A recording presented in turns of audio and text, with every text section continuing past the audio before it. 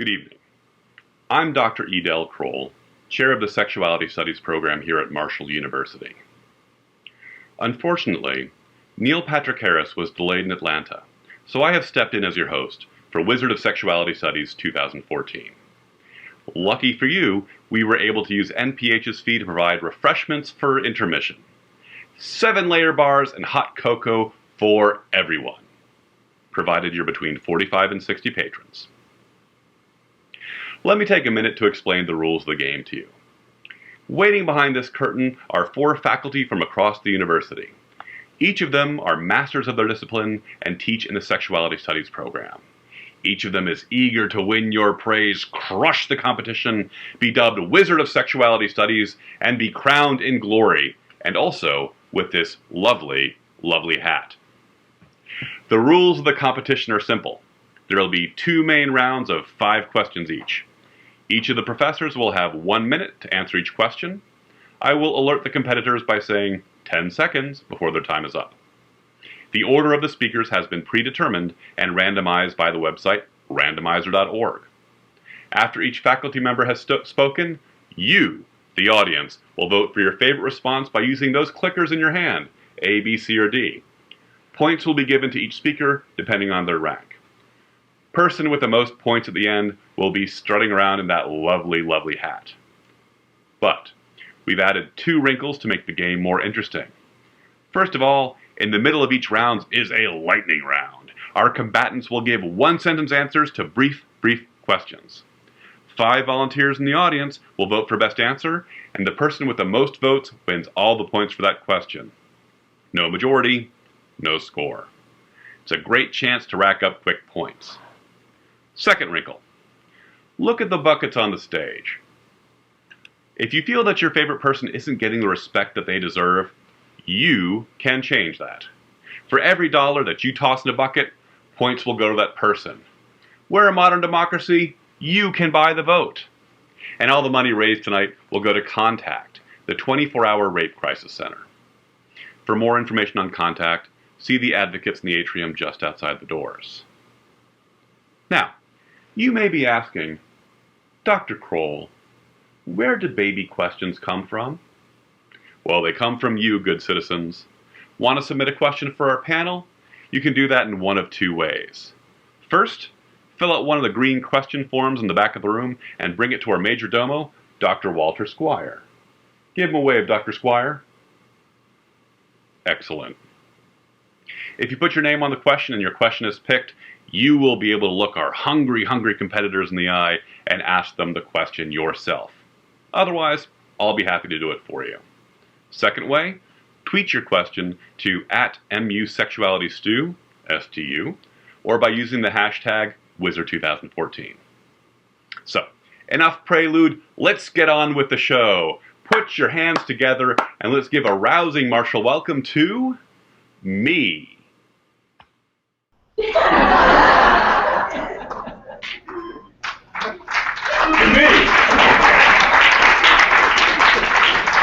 I love that guy. Wow, an excellent house. I'm glad you all were able to make it out here tonight. Why don't you all say, oh, come on, go. Say wizard. Oh, come on. Say wizard. All right. I'm sure the class carried that entire way.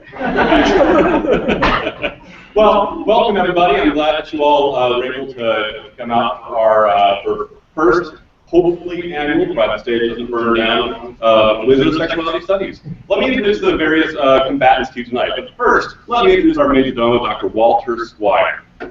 Walter Squire.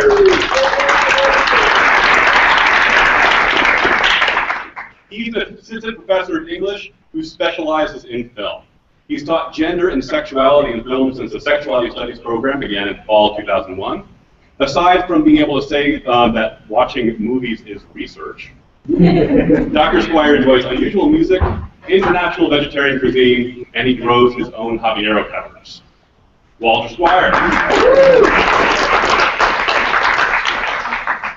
2. First combatant, Hillary Brewster. She is an assistant professor of English here and a self-proclaimed sex geek. Hopefully not in the original use of that term. All right. Having taught high school English for several years, she got certified to teach health after she discovered that most of her students knew nothing about sex or sexuality. She's a blogger and advice columnist for a feminist teen magazine and was recently a guest expert on the podcast Relations, the podcast. Yes. Though she likes being an English professor, no, at least she does. Her dream job is to lead workshops for high school students about gender, sexuality, and relationships to counterbalance all of the sex-negative, abstinence-only crap you usually get. You can hear her rant about this topic on Saturday at the Badgel. All right, Badgel. All right, Hillary Brewster.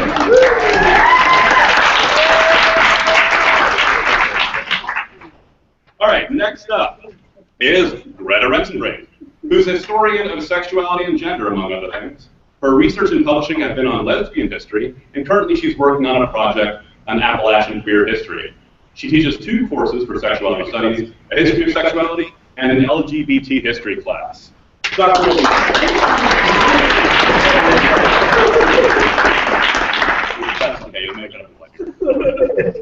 Next, Dr. Sean Schulenberg. He's one of our Marshall University Distinguished Artists and Scholars. He's at ASA. And he currently serves as Director of Graduate Studies of Political Science at Marshall University and Section Chair of the Politics and Sexuality section of the Western Political Science Association. Should learn punctuation. Oof, gosh. He recently served as Chair of the LGBT Caucus of the American Political Science Association, and he's co-chair of the Sexuality Studies section of the Latin American Studies Association, as well as he's been faculty in residence in the first 2 resident halls at Marshall. So Dr.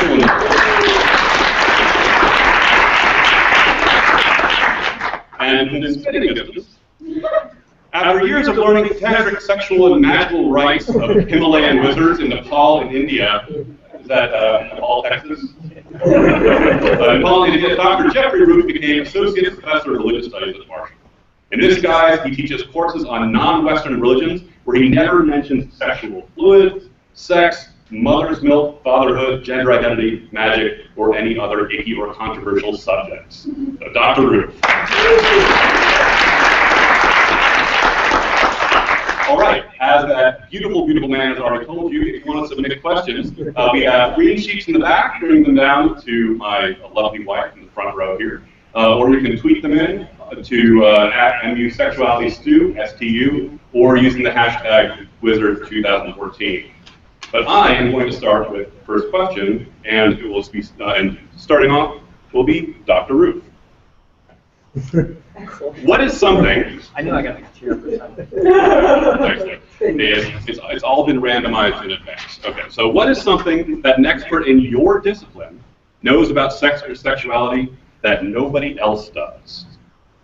In the fields of philosophy and religious studies, we spend a lot of time trying to figure out what we mean by sex and what anybody means by it or has ever meant by it. And I can think of 2 examples. One would be in some religious culture, sex should be for procreation, and any other variation isn't appropriate somehow or has some level of inappropriateness. In other cultural settings, that might be considered duty and not sex at all. And in fact, only illicit sex, which would be desirable, might be the thing that makes sense. And so from culture to culture and time to time and place to place, you have to figure out that sort of things. And also with Tantra and Taoism and things like that, that sex has magic, we have a corner on that part. Excellent. Thank you very much. Next up, Dr. Brewster. So there's a reason that the Monotones who wrote the book about love. Poets and fiction writers are the people who keep a running record of the experience. And if you're trying to woo somebody, you're not going to read them like a political treaty on sex. You're going to read a poem or a beautiful passage from a novel or something. And so creative writers have been writing about sex since the invention of storytelling, and especially once paper and the printing press came around. We sort of have the market cornered on that. But also, recent neuroscience research has found that reading fiction increases somebody's empathy because you are able to step into a position that you might not be able to, that you wouldn't normally be able to empathize with. And what is sex and sexuality except empathy for somebody else, and maybe while you're getting naked? So if you want to get off, hook up with an Englishman. Excellent. All right, Dr. Schulenberg. My discipline does a really horrible job of studying sexuality. I actually hate it. I go to conferences. I'm not going to defend my discipline in any which way. I go to conferences and I see people studying these quantitative studies about, what is the biggest predictor of someone's attitudes on LGBT politics or contraception. And they're constantly just presenting their statistical research about religion, and yeah, we know the same thing. My discipline really, really sucks. That sounds very which is hilarious, because the transition is, though, at the conferences, we do party harder than any other. I go to disciplinary conferences, so they're quantoids by day, but alcoholics by night. So this is why political science, in the end, still beats every other discipline up here. Excellent, excellent. And finally, Dr. Rinsendrink. Well, history goes last because we invade all of your territories. What's really cool about history and sex is just the idea that sex has a history. And I think we can I think it's easy to think of sex having a history as sex itself, that people did weird things in the past, magical things. Like in the Middle Ages, when people believed that if you took hair from a wolf, you can make it into a paste and rub it on your anus, and then you wouldn't want to be sodomized anymore.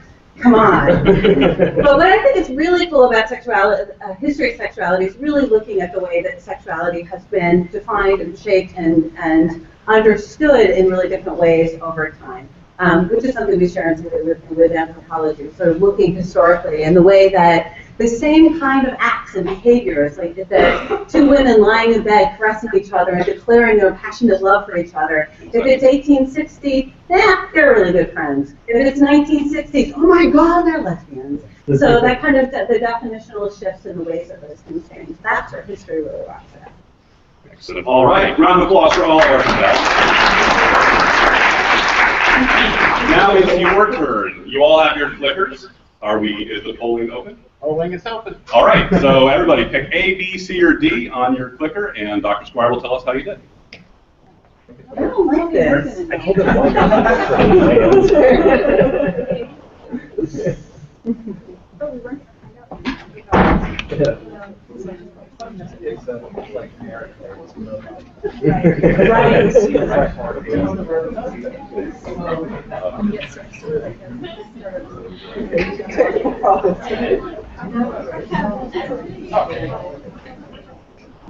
All right. All right, 5 more seconds. Has everybody voted? All right, how'd it turn out? Dr. Hillary Brewster for the win. Dr. Resenbrink in second place. Dr. Jeffrey Root in third. And Dr. Schulenberg also in. Did I get a vote? Yes, you did. You clearly did get some votes. Okay. I see the lot. I see the lot. Somebody hit a wrong button. If you think that Dr. Schulenberg was robbed, feel free to chuck a buck in his bucket, which is C.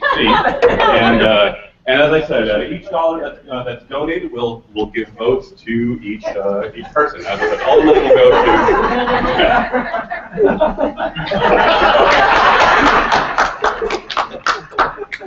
Excellent, excellent. All right. Question number two. And Hillary, you'll be starting this one off. If I wanted to ask someone out in my class, should I? And if so, how should I do it? If not, why not? Well, I think that being vulnerable is always something that maybe we can strive for. So, however, I think that you might, so I would err on the side of asking out, but I think that you need to work on context and maybe getting a feel for whether the person, would be into you. Could be a heteronormative question. You might be wrong about their sexuality. And how you go about doing it, please don't tweet it, Facebook it, text it. Do it in person or in some kind of cute way, and like, let's start to be human beings a little bit. All right, very nice. Next, Rosemary. Huh. Well, to me, that would depend a lot on the size of the class. If there are 4 of you in that seminar, you're going to be staring at each other all semester. Don't do it. But if it's a big class and you can kind of hide later, then absolutely go right on in and take the chance. And the other part of the question, how to do it? Yeah. Can I agree with her?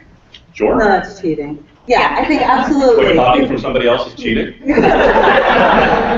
Technology is really dangerous, and you can have like buffering emoji going right in the middle while you're trying to ask out. It would just be incredibly awkward and ruin the moment. So don't do it. Yeah. In person. All right. Dr. Schulenberg. All right, well, since I'm in dead last place, I have to get competitive here, and I'm going to say they're both dead wrong. And the key here is, should you? Yes. Because the worst they can say is no. And just take a risk, do it in a respectful way, but they might say yes. You got a date. If you don't, if you're timid, if you're shy, you're not going to have a date. Promise you. So maybe you're sitting next to that person right now that you wanted to ask out. You've reached that friend territory. Screw the friendship, ask them out. So I say just do it. Who cares? Maybe you should raise the lights and see what's going on. All right. And Professor Ruth, what do you have? Yeah, ask them out, and ask them out in any way that makes sense to you. But the electronic thing is interesting because it's creepy. So I guess it matters whether, asking someone to coffee is excellent. It's an oldie but a goodie. Coffee and scones, that's probably how.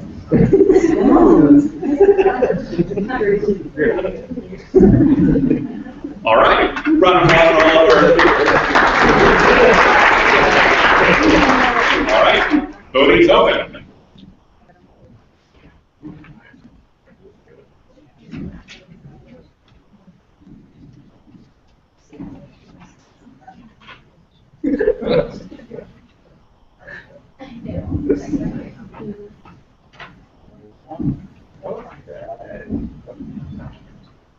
All right, 10 seconds. And voting is closed. How's it stand? In 4th place, Dr. Resenbrink. In 3rd place, Dr. Root. In 2nd place, Dr. Brewster. In Wonders of Wonders. The pity vote, I'll take it. All right, excellent. All right, I have a question from the audience, and this will first go to you, Dr. Ruth. See,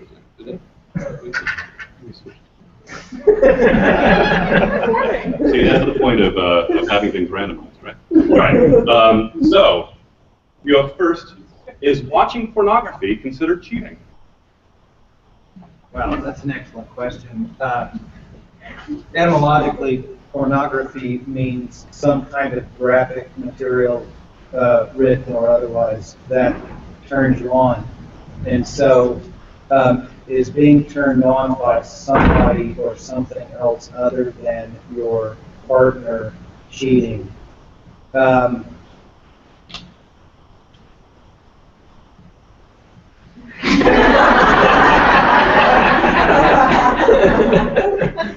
want to philosophically parse that. I want to say yes, and probably most of the time it doesn't matter. Yeah. Interesting. Yes, and most of the time it just doesn't matter, because if it's somebody that you randomly pass on the street that you have a thought of or a glimpse of something, it probably doesn't matter.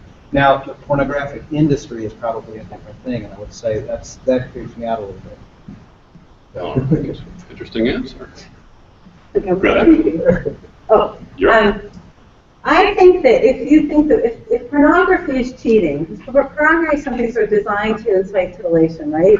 Then wet dreams are cheating, and any kind of sort of sexual thoughts that are occurrences during the day are cheating. And I just think our sexuality is a lot more fluid and amorphous, and the idea that we can contain it into one relationship and one set of acts is kind of absurd. And that, so to me, pornography is a way of sort of experiencing Sexuality and experience ourselves and our desires is sort of part of that our larger sexual experience. And it's not cheating. It's part of who we are. It's part of the human experience. All right.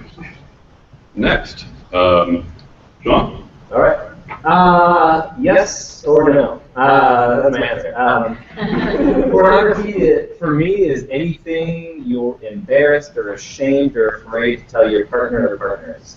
So it all depends on the makeup and how the dynamic of your relationship. If you've had an agreement and a real open discussion that you both will not look at pornography, then you are cheating if you are looking at that pornography without your partner's knowledge or they're embarrassed. But if you watch it together, you have sex while you're watching it, game on. Go for it. All right. Hillary? Okay, so I sort of echo things that have already been said, and especially the idea that if the watching of the pornography is not technically cheating, but if your partner or partners has expressed to you that they don't like it that you do, or they feel rejected in some way, and then you do it anyway, that is a betrayal, and cheating is just one kind of betrayal, and betrayal can hurt a relationship. That said, I think that we do have an obligation to recognize in our partner or partners that we are not necessarily the be-all, end-all of their sexuality, and so if the partner who likes pornography can clear their browser history, and the partner who does not like it can say, okay, I'm not going to find evidence that my partner did this, and I'm going to pretend like it doesn't happen. I think that's probably a pretty good way of approaching it, because there's lots of stuff that partners and partners do with each other that they aren't 100% honest about, but if you were 100% honest all of the time, no relationship would ever work. So it's a betrayal without being cheated on. All right. Round of applause, please. And voting is up.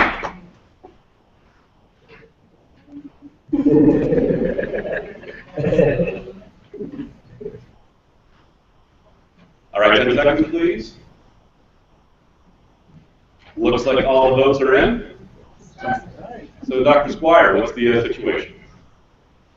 Greta, first place. Hillary second. Jeffrey third, and Sean. It was a beautiful moment. It will come back. Tons of cash. So after 3 rounds, do you know who's in first, second, third, and fourth place? First place. Well, actually, we'll start with fourth place. We have a 2-way tie for third between Sean and Jeffrey. Second place, Greta. First place, there's Hillary Rooster. Excellent. All right. Now it's time for the lightning round. Would you please turn up the house lights? Okay, we're going to need 5 volunteers. 5 people raise their hands. You will be the arbiters of the winners here. All right. 1, 2, 3, 4. And how about that nice person in the back? All right. Get on up there, Jen. Okay, so if you'll remember, each of these are going to be 1-sentence questions. If you do more than 1 sentence, you can do. And the person with the majority. What?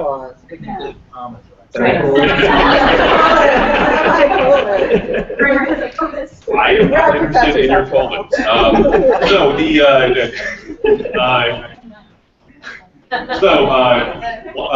It'll be 1-sentence answers, and the person who gets the majority of votes will win the full amount of points for each question. So let's test them out. So everybody, the people who are voting, why don't you all vote for Hillary? Everybody, go ahead.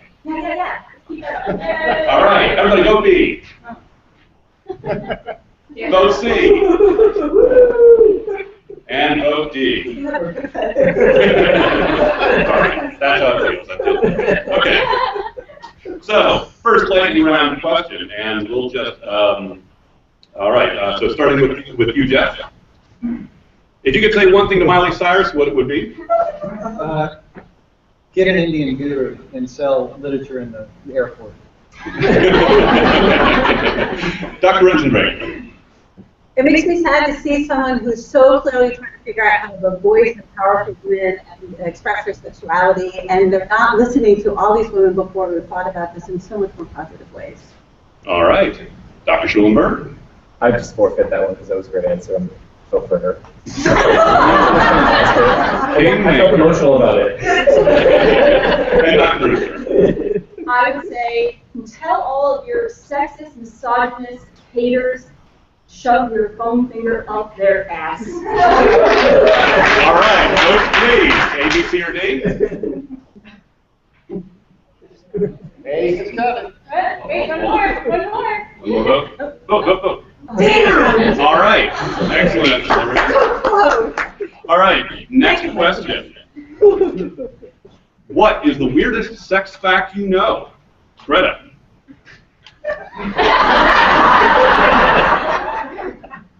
The weirdest sex fact I know?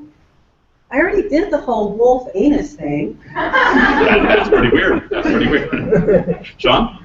A great deal of prostitution. I got to make sure this stays one sentence. That was in parentheses. Prostitution in Latin America involves travesti prostitutes who appear like women but still have a penis and fuck the heterosexual man and fix them up. All right. Hillary. So this is the weirdest and the best. Evolutionary psychology or biology indicates that the shape of the penis, this little mushroom head situation that goes on there, probably evolved to increase women having more sexual partners because the head of the penis acts as a plunger to plunge out the semen of the man who came inside her before he did, so that you have a higher rate of making sure that baby is yours. All right, votes. Did I get it? I'm really getting a beat back. Making up a lot of weird sex facts. That's why. All right, sorry, Devin. I'm really having a hard time between two different facts. One is about the banana slug, and the other is about Hindu yogis. If you guys want to pick which one? Banana slug. The banana slug has a penis 80 times larger than the rest of the body mass. All right. Now vote. That's what Banana slug wins. All right. Okay, Jeff, I'll let you go first. What's your take on 50 Shades of Grey?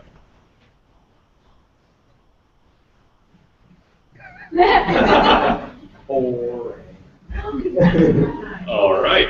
Hillary.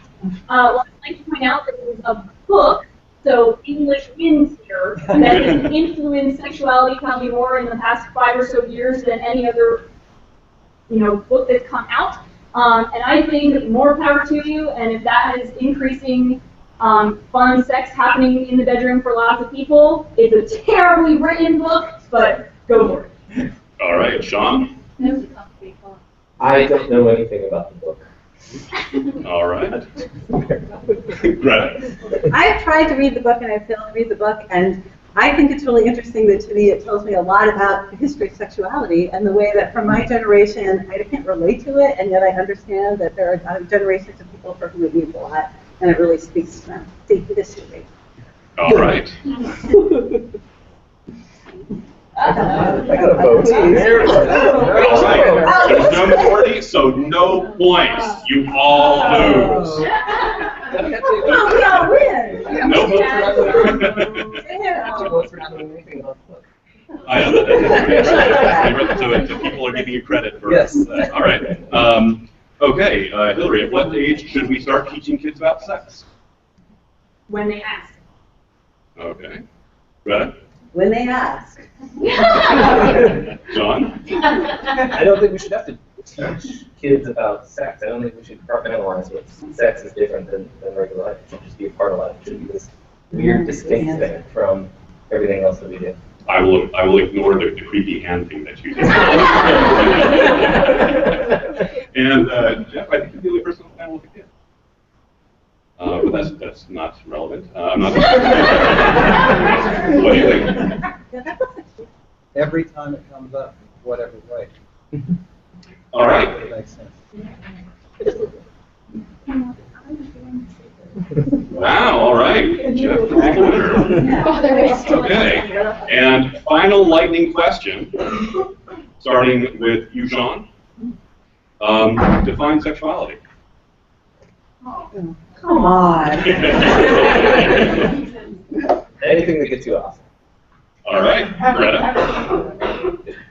Sexuality is all of the cultural values and experiences and social realities and politics that swirl around and connect us, help us to understand and shape our sexual experiences. Hillary. To whomever and whatever you are attracted that gives you the funny feeling in your pants. And Smart. And Jeff. All of that and then gives you the funny feeling in your head part. All right. Please. All right. Excellent, Greta. Okay, so at the end of the lightning round. In first place, Hillary. Second place, Jeff. Just barely ahead of Greta. And in last place, Last but not least. Actually. All right, so back. Right. Well, we are all winners, right? And you were, We can't have winners unless we lose. that's true. What's the line of Madly Stevenson? Show me a good loser, and I'll show you a loser. Okay, so we're on to our last two long-form questions before intermission, where I understand that our snack cakes have already arrived. So, and this one starts with you, Sean. What is the most pernicious misconception about sex or sexuality you'd like to fix right now? Ooh. Oh, good. I don't have to answer one. That's fantastic.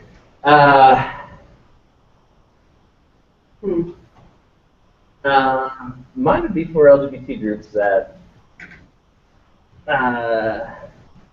think that sexuality is innate. And I just hate that LGBT groups buy into this idea that in order for you to be accepted, it can't be a choice.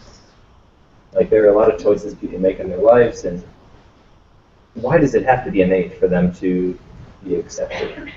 Who the hell cares? Interesting. Hillary, what do you think? The most. Yeah. What is the most pernicious misconception about sex or sexuality you would like to fix right now?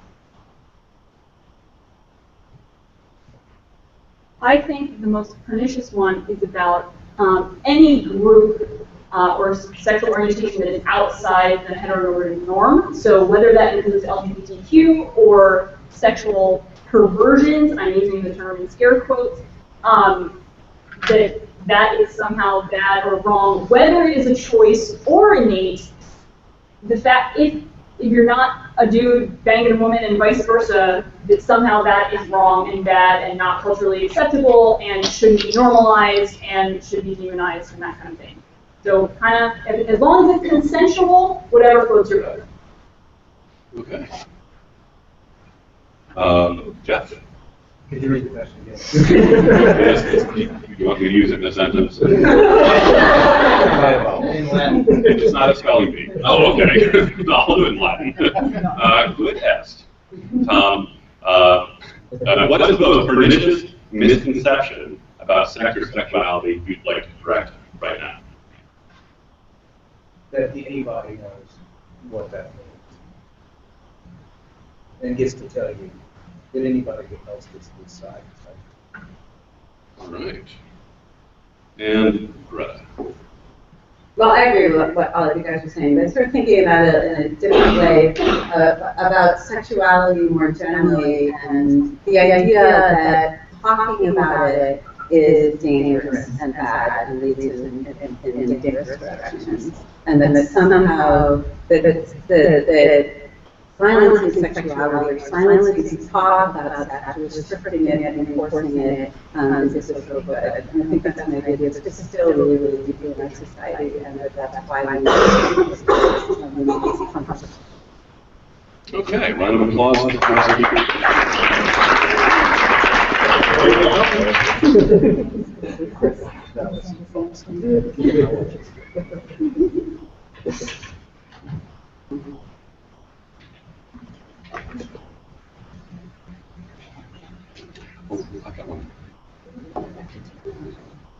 All right, 5 more seconds, please. Oh, people keep changing votes. This is exciting. 2, 1. Got it now. All right. First place, Greta. Second place, yeah. Third place, Sean. And Now you know.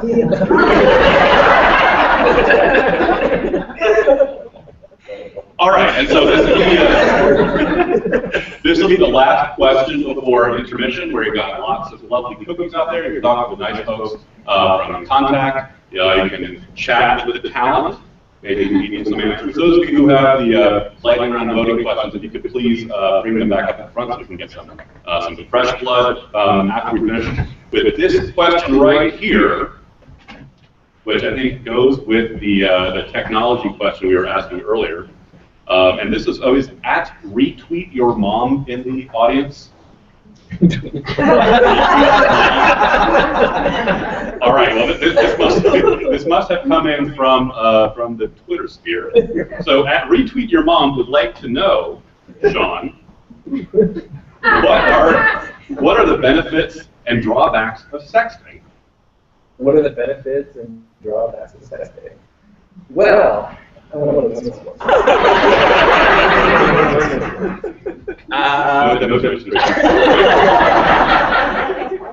My boyfriend/husband lives in another country. So when that person lives very, very, very far away, several months. Feel free to take your pity. Sometimes, it's a better sexual outlet than other choices. So therefore, what was the question? What are the benefits of sexting? So I think you got it. Okay, yeah. There might be a breakout. Nice. I'll let Ariel know that they're using it as a prop. Right. There. All right, Jeff. Benefits. Gives you one more way to interact with someone you love you, which you do through writing or texting or talking to or being with. And the distance thing, he's got me beat on that, so but I'll echo it. And the detriments is that the electronic sphere is not private, and it's never been private. And so it's like making out in public or whatever. Really, and being naive about that. You don't understand the electronic world. So that's the detriment. If you want to do something electronically with someone else, you're doing it publicly in some way. Greta? Yeah, I don't have a lot to add to that. I think the detrimental side and that kind of vulnerability and the lack of privacy are very frightening to me. So I have to say, after Sean's answer, I'm thinking differently about the fact that my partner just started talking. Vote for him.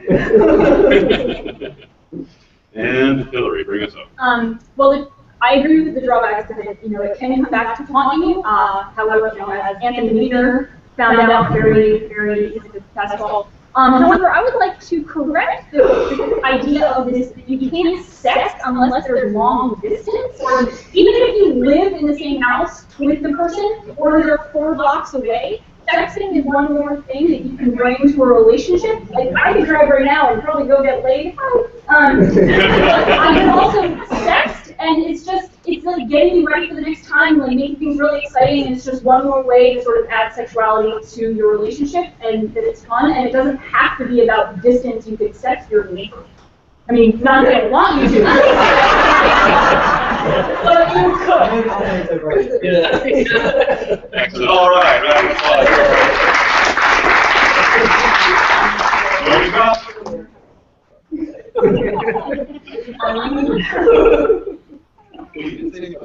I did not.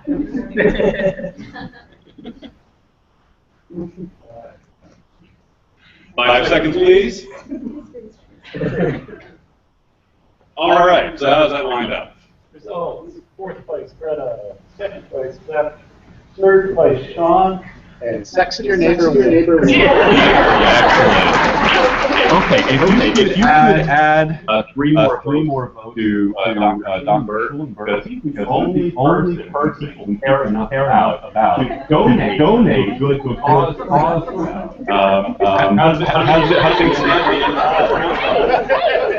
That was given to me by the team I worked on. All right, so how do things stand? Oh, now we're calculating the money. All right. Add in $20 to Dr. Rue. Add nothing to Dr. Rensenbrink. And $4 to Dr. Brewster.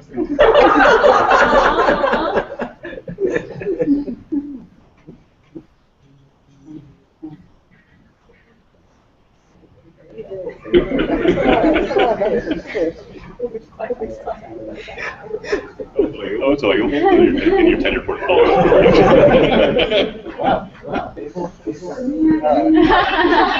Fourth place, Dr. Schulenberg. Third place, Dr. Rosenberg. Second place, Dr. Hillary Brewster. And by a mile.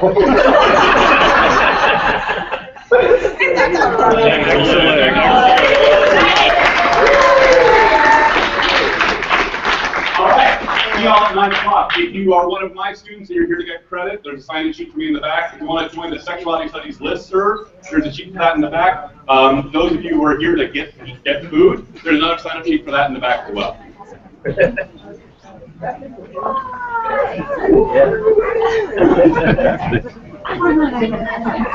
Super late. You would have won my vote for the last one.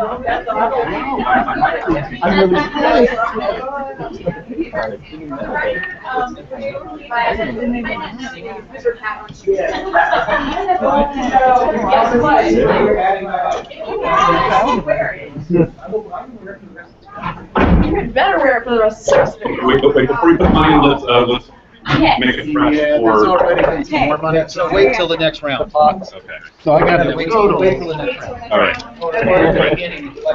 Before you all do it up, I saw someone else throw money It was 4 before. in. There's one more dollar for Hillary then, so I'll just put it down. And the new one? This is Jeff's. No, this is Sean, and this is, okay, that did not change. Sean's is 320. Yeah, so that's all the same. It was nothing in. There was nothing in credit. All right. Alright, so where are we putting this Yeah, right straight out. Yeah. So, how much of them bring? With the dollar for Hillary or just I'm before? Like, 27. 27, 28 with Hillary, sorry, yep, 28. Right.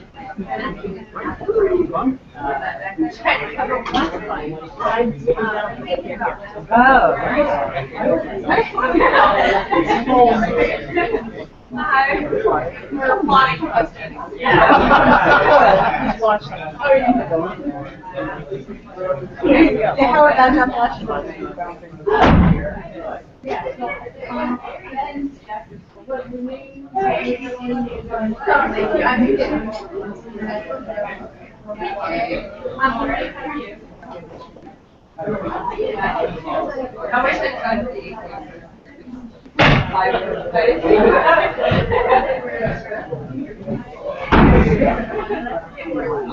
I got it.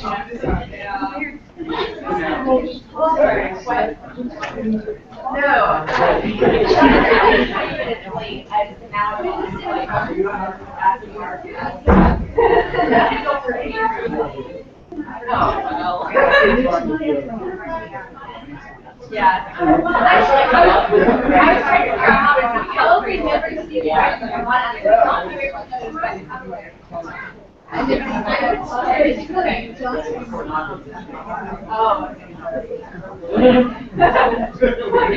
More interesting than that.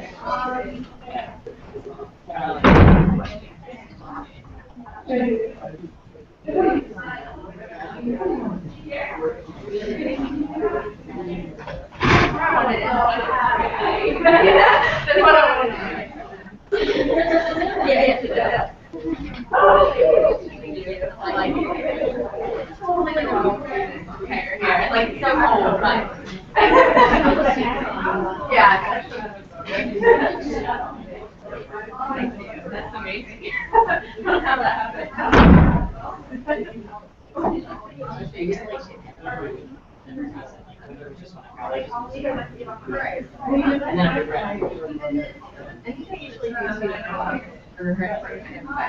Fortunately, I didn't crochet, so I can make up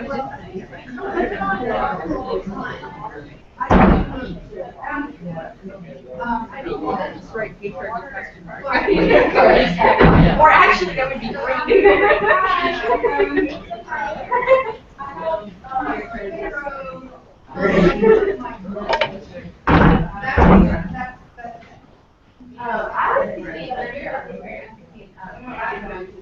And then, so it's like, what do we like personally? Like, our and so then I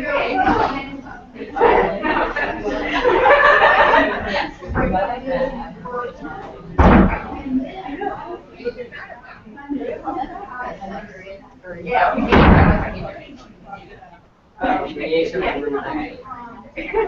then you can go back to the that's hilarious.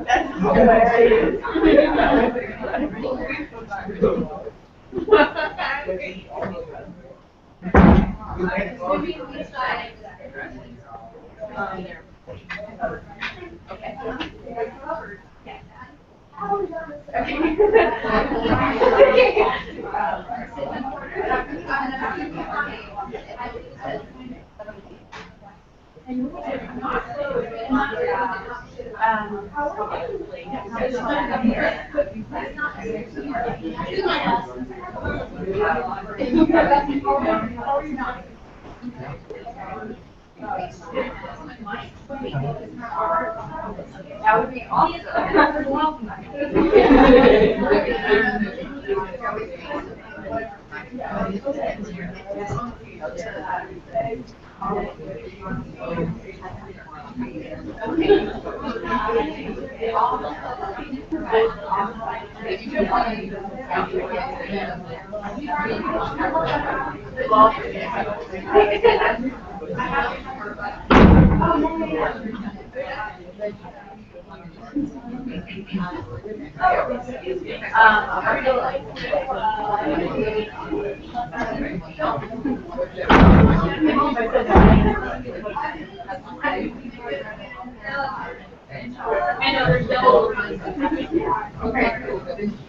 Yes. Okay. Yes. There's something special there for you right here.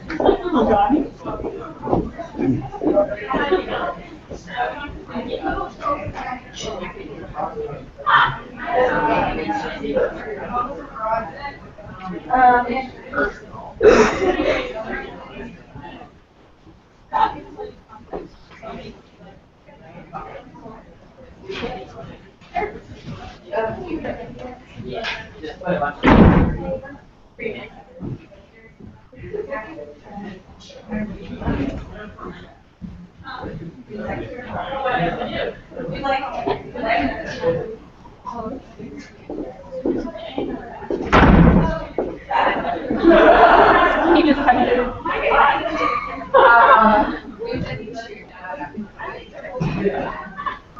no, he just said hi.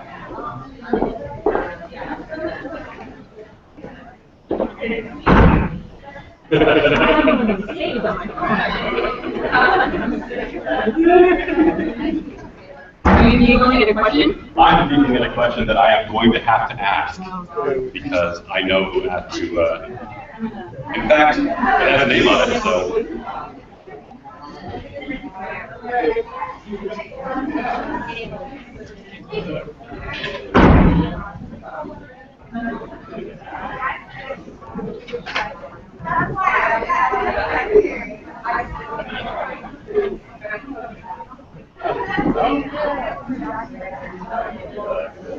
think I'll put that up there.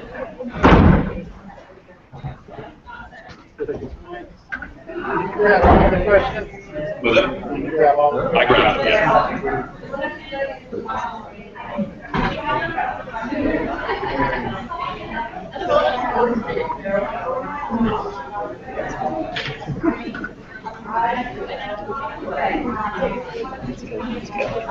Unless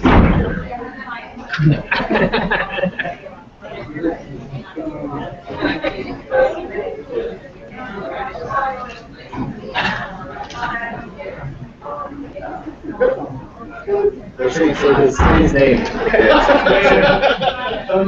Address.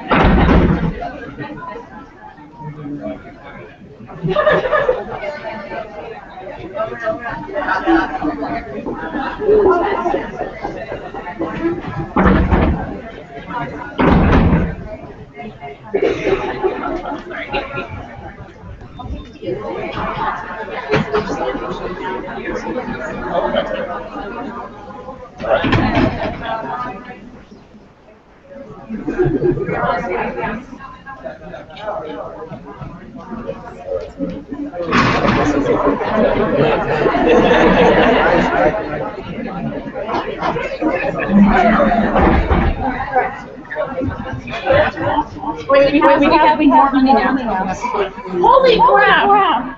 I think we do. Jen just got bought. Wow. Do we want to add this in now and then we'll start, or do you want to wait for later? Why don't we wait? Okay. All right.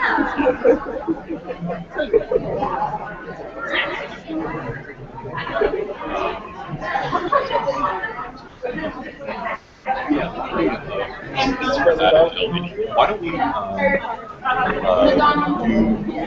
a regular One. Yeah. and then we can add it. Don't feel bad. It's Yeah, like but- electoral college versus popular vote, okay? We'll add it in. Corporate America is what it is. Where you guys?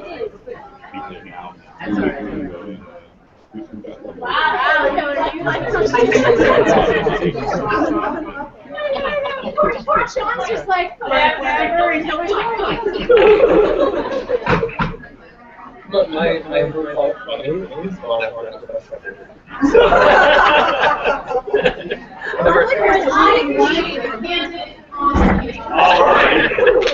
And we're back. So, jumping on the audience question. Is this fucking awesome or what? I know. I am having the best time going so much better than I hoped it was going to. And you good citizens. Excellent. All right. Well, so a couple announcements first. Don't forget there are sign-up sheets in the back for me, for the Sexuality Studies lister, for the food, and there is now a Robin Conley sign-up sheet in the back. So if any of you are here for her and looking to get some extra credit, do that in the back. We have, sorry. We have some great questions from the audience. I think now we're after admission, the points will double, so it's still anyone's game. And our first question is going to be asked by what's your last name, Kimmel? Oh, are you related to Dr. Ruth? Okay. How has your field of study helped you personally in your sex life? It doesn't have to be, it can be any part of your sex life.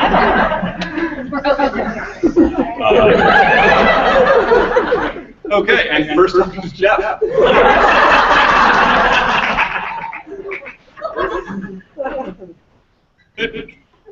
Randomizer.org.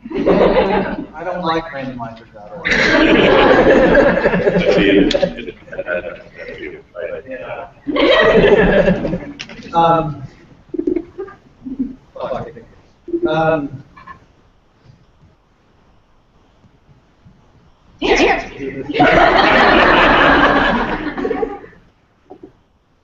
I suppose it would be that we tend to take our historical, religious, philosophical assumptions for granted as right.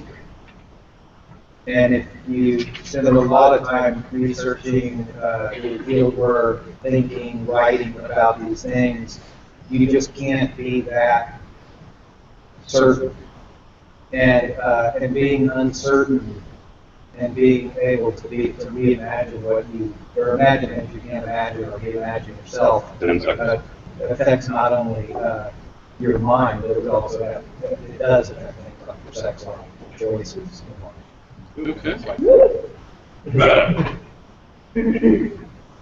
Well, I mean, I guess the first thing to think about is coming of age in the 1980s and being a college student and being exposed to a lot of feminist writings and the kind of early work of sexuality studies, and right in the heart of this explosive feminist debate over sex and sexuality, the pornography wars, and these huge fights over ways of expressing sex and sexuality that are feminist or not feminist, and how power is influencing sex, and all of this kind of rich discussion. And then for me, it opened up the doors to thinking about sex and sexuality in ways that had not been at all imaginable in my extremely rural and fairly isolated childhood and growing up, and exposed me to a lot of ideas and ways of thinking about my body and my sexual experience that opened a lot of doors and made sex both more fraught and more complicated because it had all this significance, but also sort of more fun and more liberating. Sean. So, I've learned a lot through it. I've learned a lot through reading and writing and theorizing and opening myself up to different ways of thinking about this. And then I also went on my field work in South America and met my husband in Argentina on a one-night stand. So this is how my academics have most directly influenced sexual life. Nice.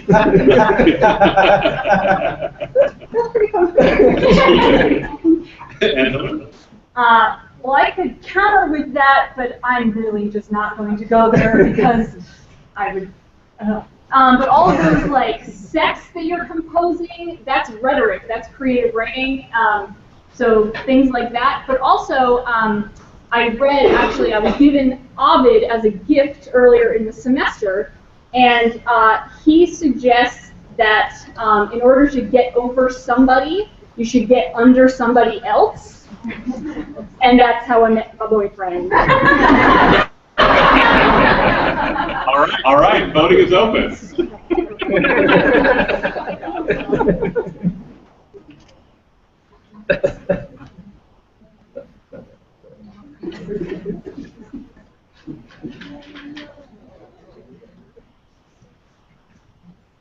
Right, 5 seconds.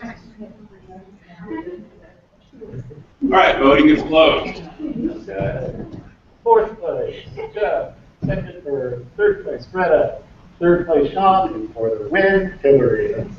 Oh, excellent. Okay. Interesting. Okay. This next question starts with you, Greta. If someone's sexual preference contradicts their spiritual upbringing greatly, what do they do? Oh yeah, just lob me any.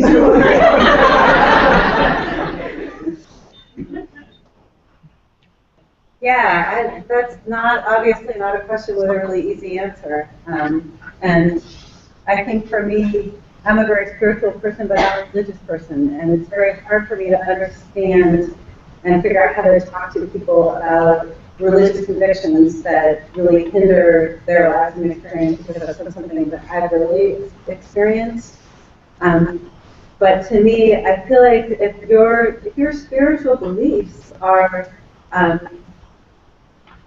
meaningful to you, and that they're a meaningful way of understanding the world around you, then they must be able to accommodate who you are. And if you don't, they don't, then the problem is with you. And that would be the place to start. Hillary. I would echo that also, and I would say that there's a community out there for pretty much everybody. If you like it or you're turned on by it, you can find a community for it. That's why we have to think. And I would also say that, and Jeff won't like this answer, but I'll make an assumption that this is a Western religion that's perhaps giving you some angst about your sexuality and your religious conflict. And I would just like to point out that the people have used the Bible, both the Old Testament and the New Testament, to justify pretty much everything since its inception. And you can find support in a religious and spiritual community and also being who you are sexually. And the two do not have to go together despite the loud rhetoric that we get otherwise. Dr. Ruth. Yeah, that's right.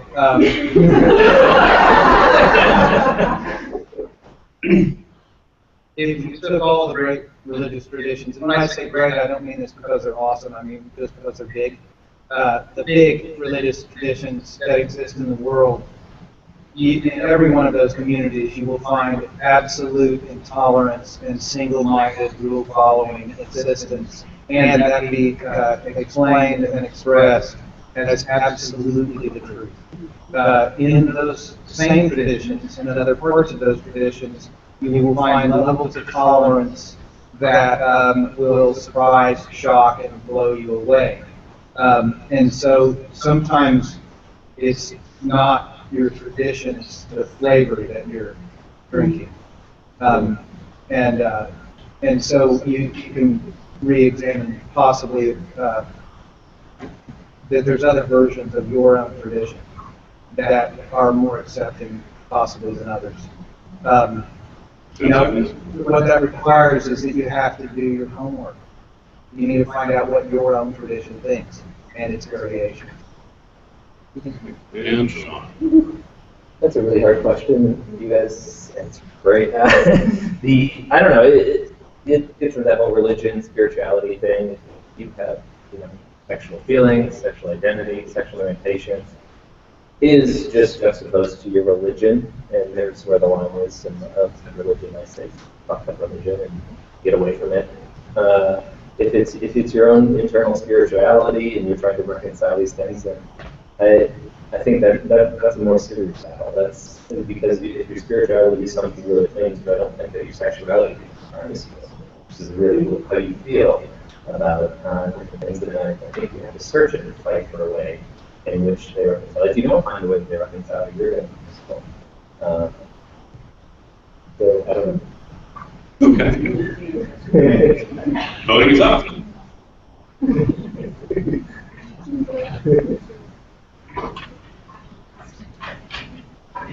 Do you feel like the Jeopardy theme should be playing? No, because YouTube will shut us down if we have any copyrighted material. So make sure your ringtones are not going, or else we're going to lose the live feed. What if we sing it? All right, voting is closed. All right. It was very close this time. It is. First place, Dr. Root. Second place, Dr. Brewster. Third, and tiebreaker third between Dr. Rosenberg and Dr. Schuler. Okay, so the last one before the lightning round, starting with you, Hillary. So just today at 3 p.m., Facebook announced that they're going to now allow. Oh, you already know the answer? No, I don't, but I'm just groaning at the idea of Facebook did something. All right. Voting is up.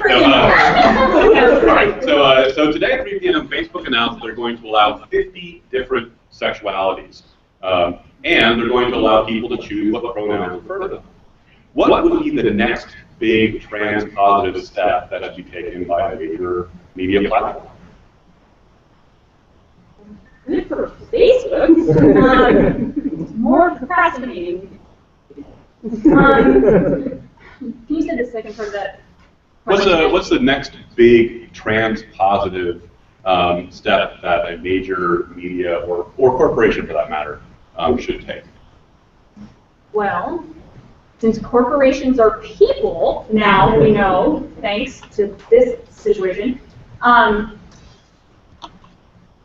recognizing everyone, marriage equality. And I realize that the government's not so much a corporation exactly, but entity, I'll use entity as my placeholder there. That marriage and rights equality for everybody in all states, everywhere, always. Okay, Sean? You went for that answer? Oh yeah, this is kind of great. That was horrible. Mine would have been worse probably if I answered, but she better not lose this one. I'm serious. She's better than there.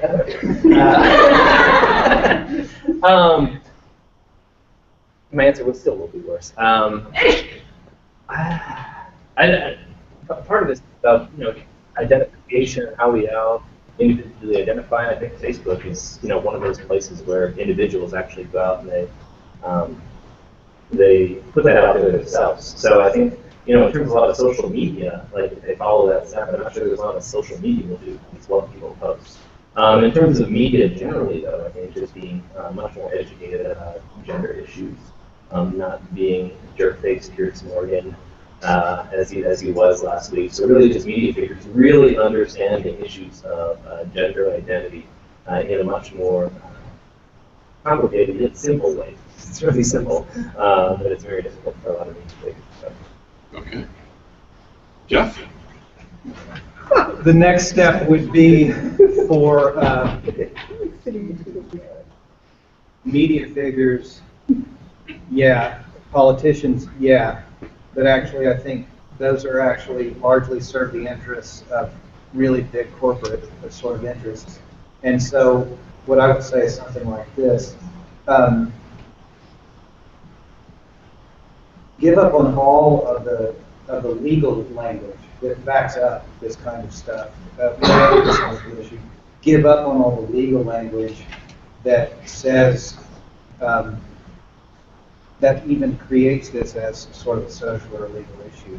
And so for basically for politicians, for example, we just stop being hypocritical and acting like there's two teams in which you play for one or the other. Like just having more complicated rhetoric. And they can do that. They have the power to do that. They could just start talking differently tomorrow. Okay, and Greta. I think it would be really, I don't disagree with anything anyone said, but I think it would be really cool, just for kind of a concrete thing, if like a major media outlet started using a gender-neutral pronoun, or started incorporating a gender-neutral pronoun. That would be this sort of, in a way, kind of a small thing, but it's also really revolutionary, because it's sort of, it's language, and it forces you to think differently on a very everyday sort of scale. Okay. Voting's up. Don't let him bully you into not winning.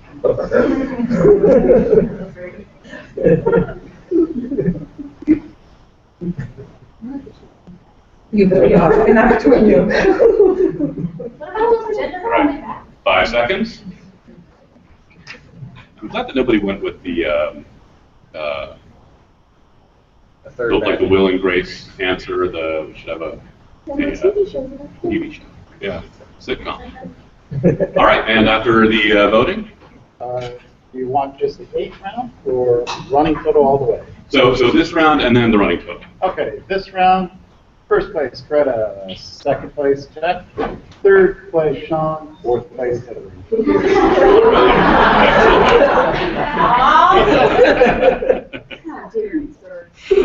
well, we're going to be moving into our second lightning round, and at the end of this lightning round will be with the last one. At the end of the lightning round will be the when money will be closed. So if you want to donate to your favorite people, do it by the end of this lightning round. Okay, so. I love that money, even if I'm not your favorite person. Yeah. I volunteer for contact while the money is going anyways, so just donate to me, it's like win-win-win. Well, and you're also wearing a Mockingjay dance, so you want to say I volunteer for tribute as well? Thank you. All right, where are the lightning sheets? Could we have 5 more volunteers to be the lightning judges?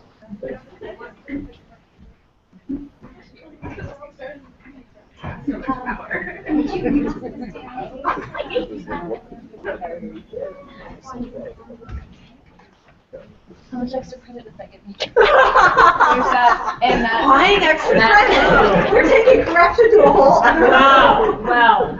Organization of education. Has 6 Pepsis. He drinks 3 Pepsis. How refreshing are you?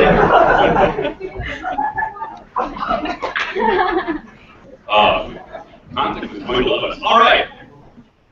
So let's try out the technology. So people who are lightning round people, vote A.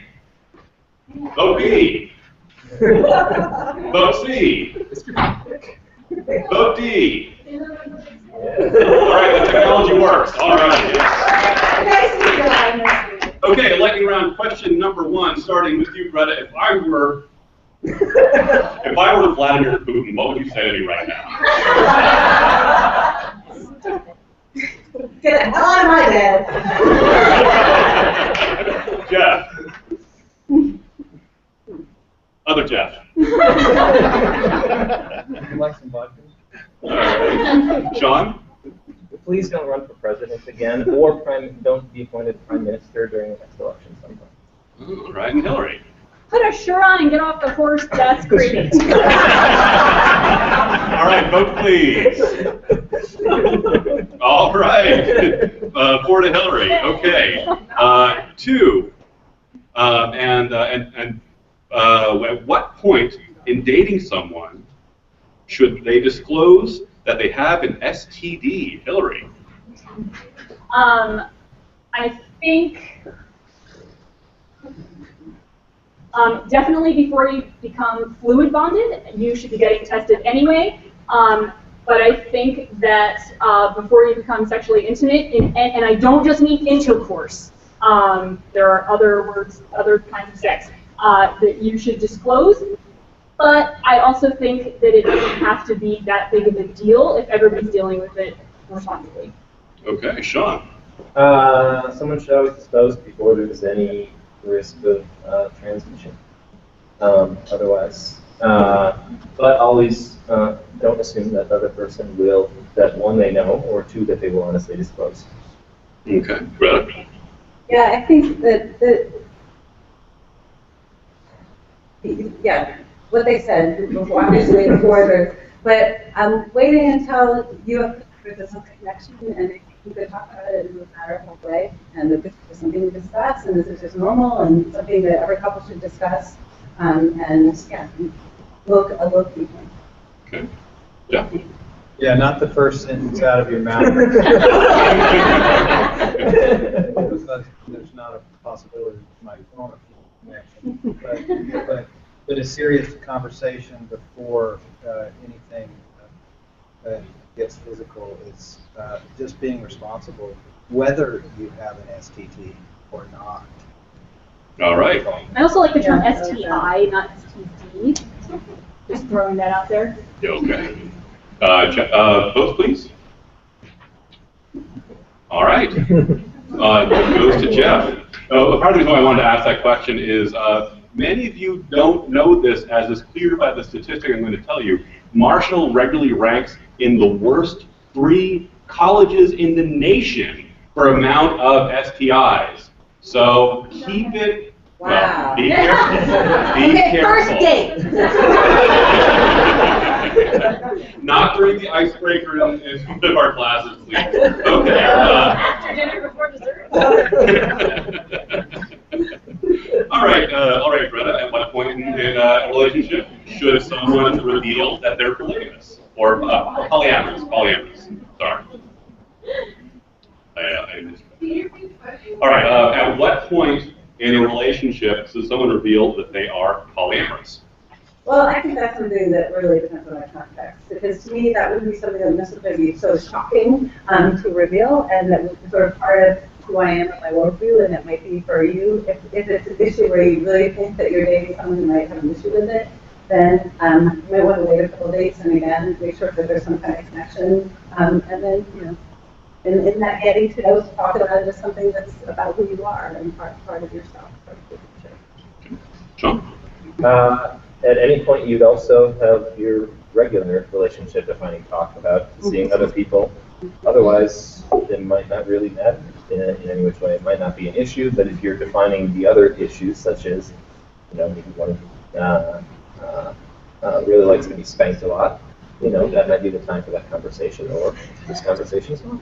All right. Jeff?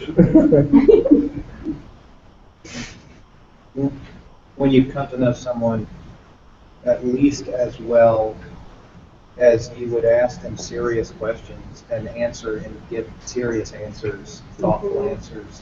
And so you may be asking things like, what's your politics, or what do you believe in, or what's most important to you? That would fall in that category. It's kind of a serious thing for someone else to know. And so it's a point of where you're not just talking about the weather or like what the salmon tastes like. That's an open conversation. Dr. Brewster. Well, I think that also polyamory is different than just hooking up and sleeping with other people. And so there's a difference between, well, we're just casually dating, but we're seeing other people, and I am a person who fundamentally believes that I should or can or want to love more than one person at a time, or be in a relationship with more than one person at a time. So I think those are separate questions, and I think we're kind of treating them like they're the same thing. So I think that certainly that is not something you want to do a bait and switch with somebody on. And so if the person you are dating thinks that because monogamy and monogamousness is the norm, you want to disabuse them of that notion before they can potentially see any heartbreak. But it's not the same thing as just sleeping with other people. I'm starting to feel like I'm reading Cicero with all these subordinate clauses here. All right, voting please. All right, Hillary nudges ahead. Okay, we've got two very short questions to close our lightning round. All right. If I were to read only one book about sex or sexuality, what would it be, Jeff? The Kula Dhyana Nirnaya Tantra was written in 1076. All right, Sean. Madonna sex. Right. The Boas History of Sexuality. And Hillary. Her, The Sexual Deviant in All of Us by Jesse Barron. All right, votes. Nobody's voting on this, but they're like, whatever. Okay, so Hillary, those are the people who are going to be abstinent. That was nice, kind of abstinence and voting. Anyway, the answer is wrong. The correct answer is Dr. Tatiana's Sex Advice for All Creation by Olivia Judson. She takes a lot of evolutionary biology as a way of approaching issues of human sexual behavior. It's a really fantastic read. I can recommend it. And Sexuality Studies bought this book for the library last year, so all of you can trade it on. And then finally, what is the sexiest word? Hillary. Oh. Can you give us all a second to think about this one? Sexiest word. 5, 4, 3, 2, 1. Fuck. John. Meg Ryan's The Pussy Cat on Nose. That's not a word. Okay, Brennan will give us a word. Oh, is it me? Yeah, the other Greta. That's so hard.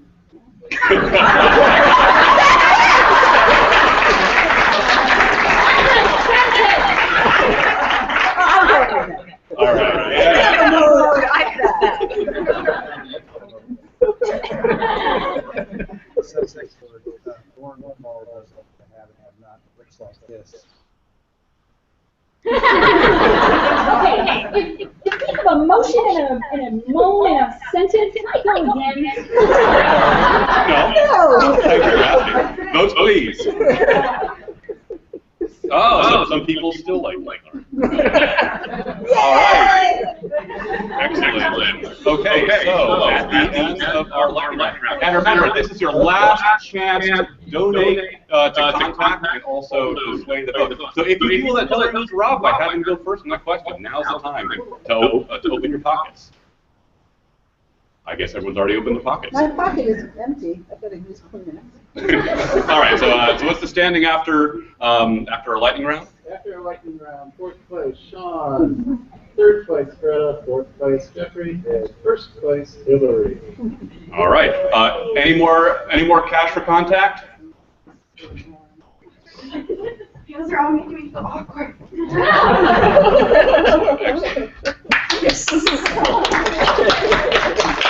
All right, if you wouldn't mind counting the cash. All right, so we're down to our last two questions. So, yay for y'all. Okay. Okay, here's a good one. How do I suggest something new to my partner without them thinking I'm weird? Jeff.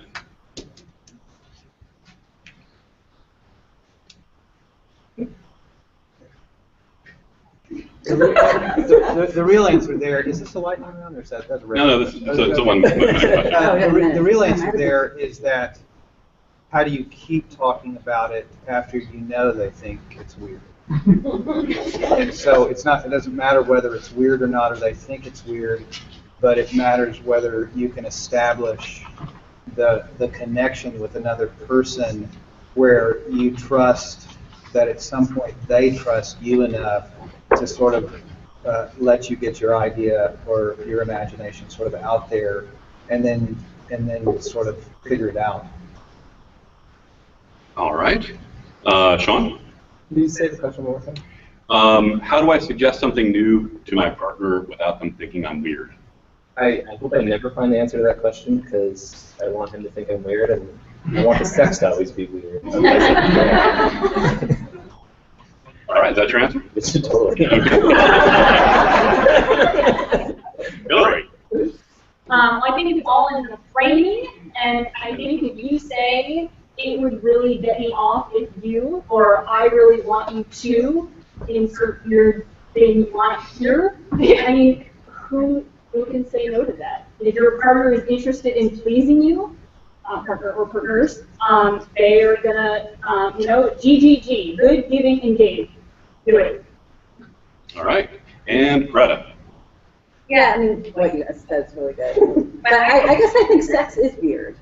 And everything we do is weird in its way. And that's sort of the joy and the fun and the exploratoriness of it.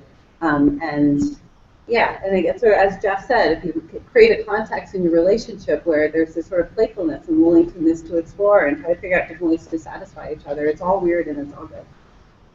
Okay. Shall we open? Is the voting up? Yep. Voting's open.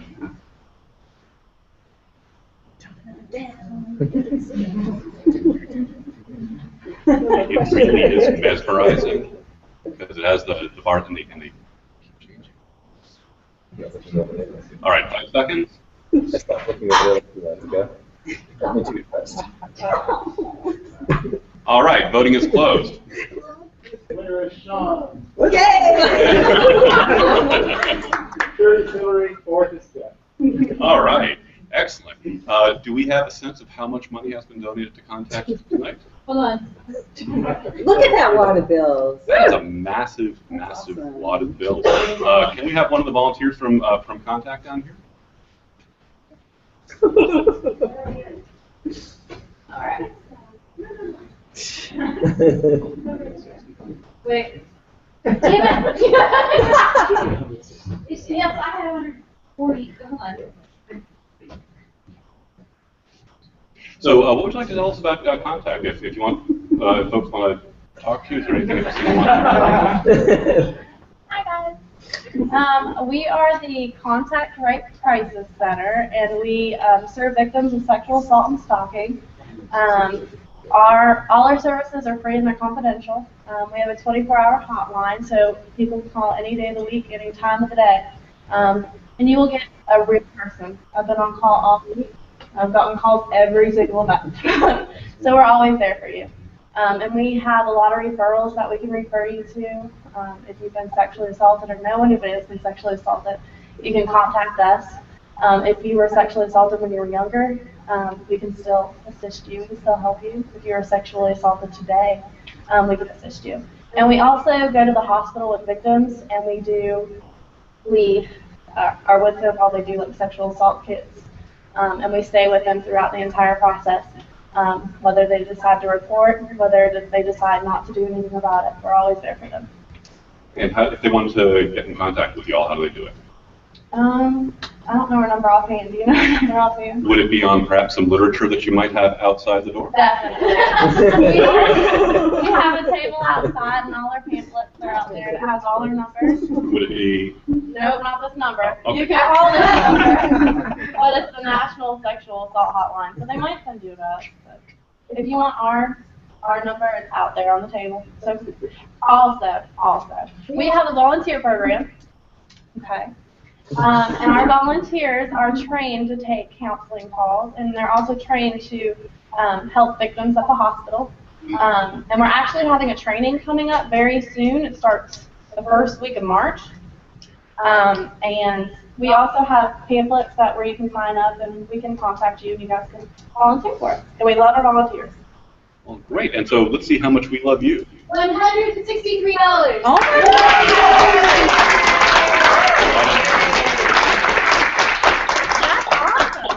That is amazing. That is amazing. So round of applause for all of you.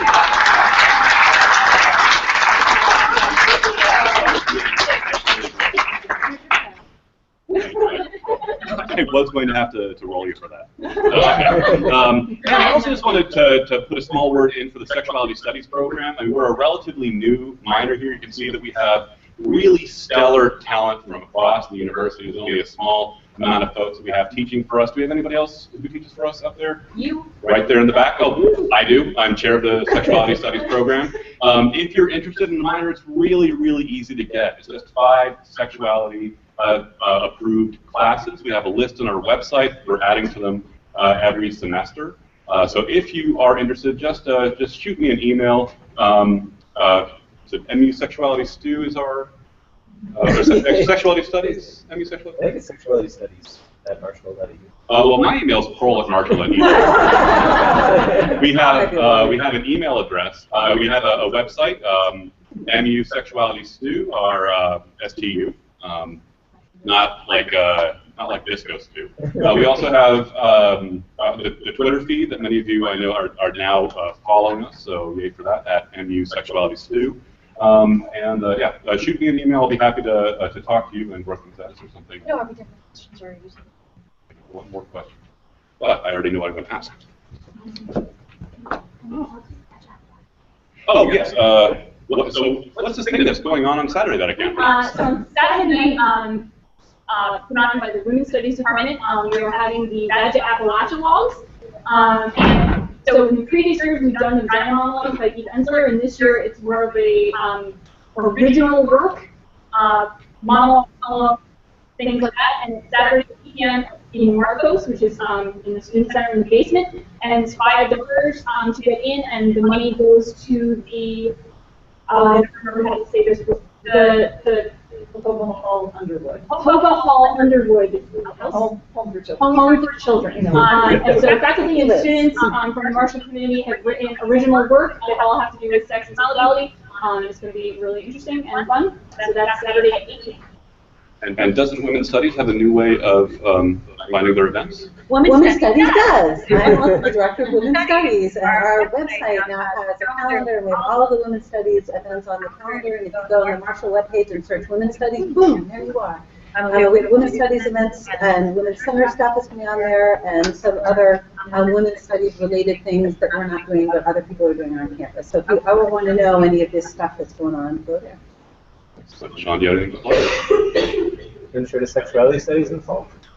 Actually, It's usually one required class you have to take for the minor. And I'm Tom, teaching in the fall. and he teaches. Yeah, it's great. Yes, and you have guests come in to do things like talk about knocking sandals, sexually the ancient word for a day. You have what midwives come in as well. Yeah, too. midwives come in. Dr. Rick comes in. I'm the guest speaker most days.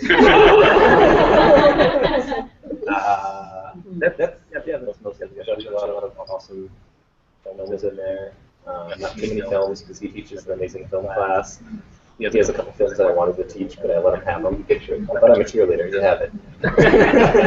Love that movie. Yes.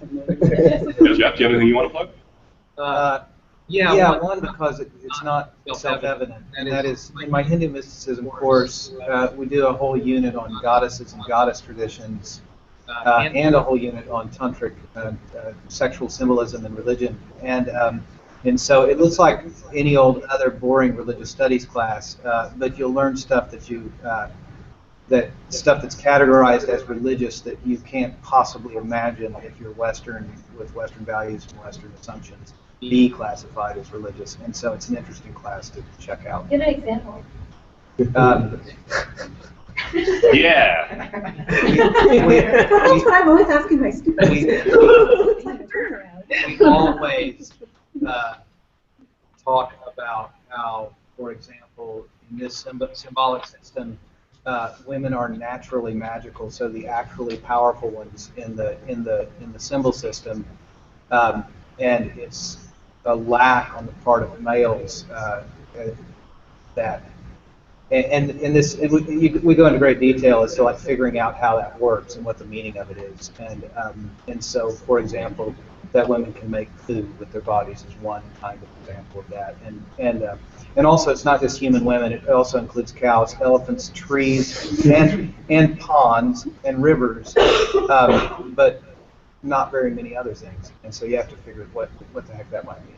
And that is how your field of study has helped you in your sex life. That's the answer I wanted! I realized that later. Little did you know that the Lorax was a really sexual book. Dr. Squire, do you have anything that you want to plug? All I would say is if you have special interests in film classes, there is a film that interests you, talk to me about it. I'll see what I can offer.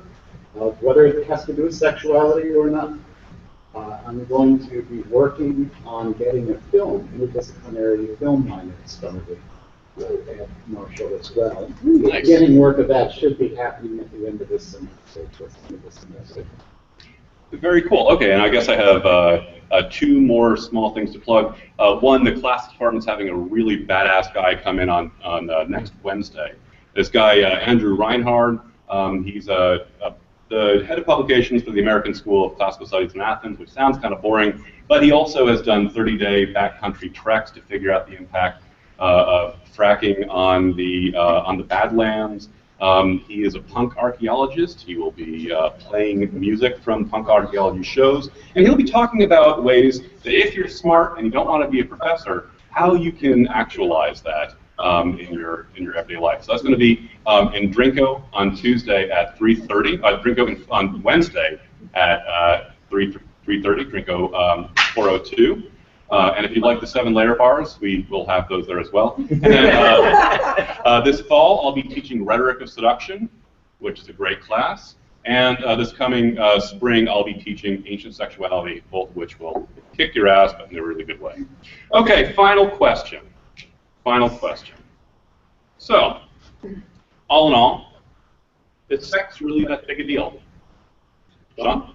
Yes, it should be. Sex is great. Sex is fantastic. Sex makes people happy, but sex also makes people miserable and sad. Sex is everywhere. It's all around us. It's not just this one thing, but it is everywhere. So it all influences in different ways. We all feel some connection to sex. Unless we're asexual, then we don't.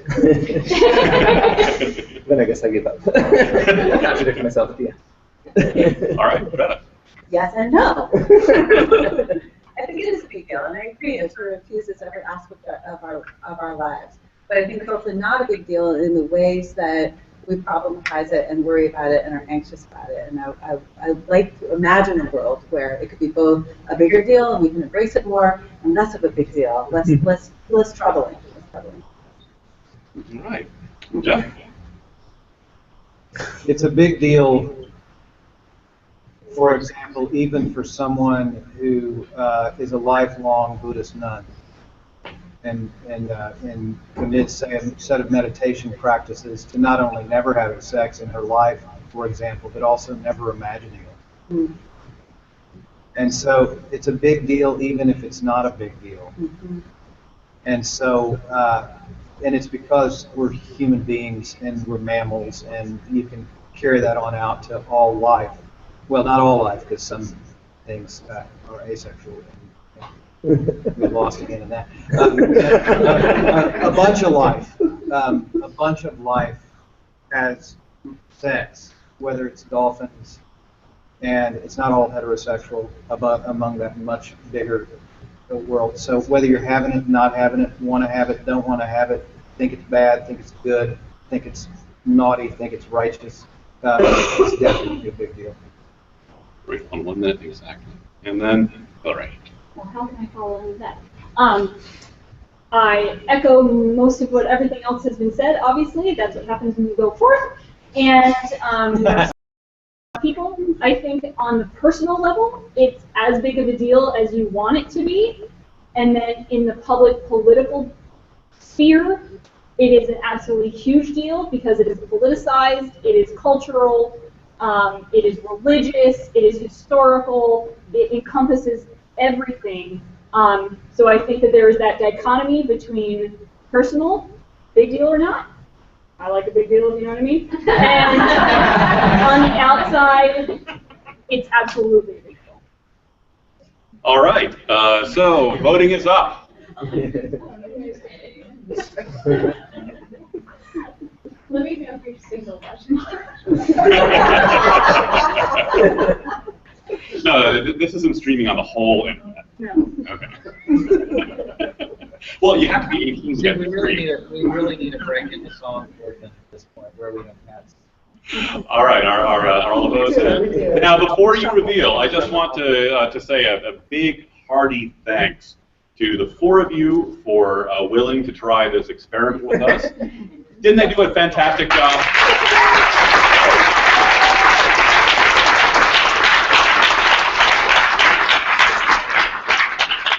And to all of you on the interwebs, I want to thank you for watching, especially you retweet your mom for the, I think this is 18 questions you submitted, so thank you very much. I'm sorry I wasn't able to get to all of them. I'm sorry I wasn't able to get to everybody's questions here today as well. We've got some really fantastic ones, and then some ones where I think that you all need to take some time to have some deep reflection. But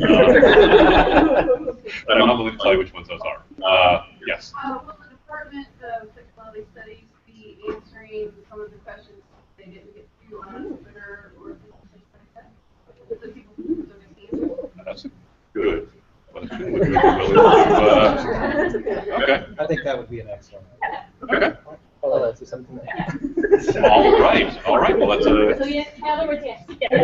We'll figure it out. great. Okay. So, and how did the last round go? Just the last round. Just the last round right now. There were first, second, Sean third, Greta fourth. All right, great. And so let's do 2 totals. One, before the money is added in, we'll explain why in a minute. So before the money was added in, how did people do in the points? Okay, 4th place on points, Sean. 3rd place, Greta. 4th place, Jeff. And 1st place, Hillary. All right. And then after the money, who is the big winner? Who is going to be crowned with this lovely, lovely official Harry Potter McGonagall hat? Sexuality Studies spares no expense. Who's going to be? Who will be the big winner? It is only fitting that the magical professor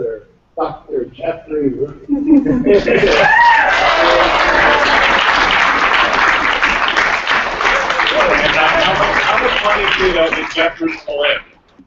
Why himself equaled in 134. Think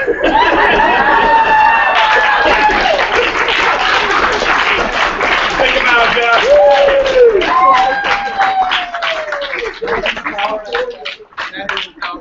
All right, so should we do this again next year? Excellent. Well, thank you all for coming. I'll see you all soon. You have to wear that for the rest of the semester. I will. Every day. I will wear it. We can all start going on the